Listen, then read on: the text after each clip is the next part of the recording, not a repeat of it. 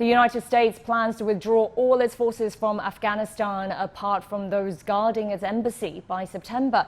Despite peace overtures, the Taliban say they don't recognize the country's government, indicating that they may push for a military victory once the U.S. withdrawal is complete.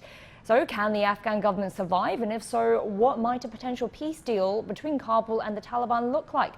Jack Barton visited Kabul and takes a look at what the future might hold from inside the country. A Taliban patrol in sight. It's time for the ambush to begin. Afghan soldiers sweep past the dead looking for prisoners of war.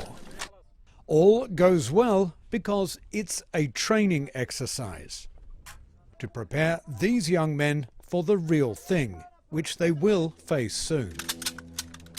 Patriotism and poverty ensure there are always fresh recruits. As a soldier in Afghanistan's National Army, I can 100% assure you that we have the courage to defend our land.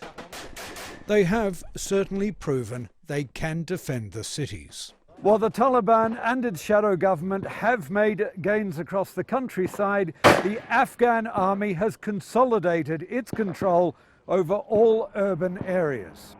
With neither side seemingly capable of an outright military victory and the US in retreat, a peace deal seems inevitable.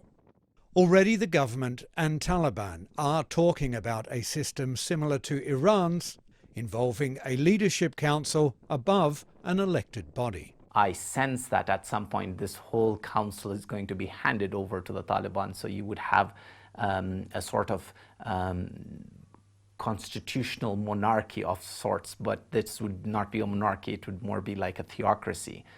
So you would have a higher council of religious scholars and a parliament underneath it.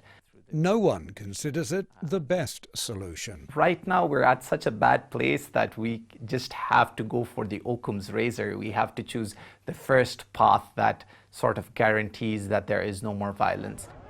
It's a worrying direction for many Afghan women. A Taliban-led council would likely ban female education, just for starters. It's mainly women who suffer and bear the most heartbreak, so there's a need for a wider presence for them in the peace process. Any decisions must be made in the presence of women. Otherwise, such a process will be incomplete. When it comes to the peace process, the Taliban says it's not in a rush. It's nonsense when they say the Mujahideen are tired of war. We never get tired. If one Mujahid gets killed, 10 will rise up because of it. Violence is expected to escalate as both sides seek a stronger hand at the negotiating table.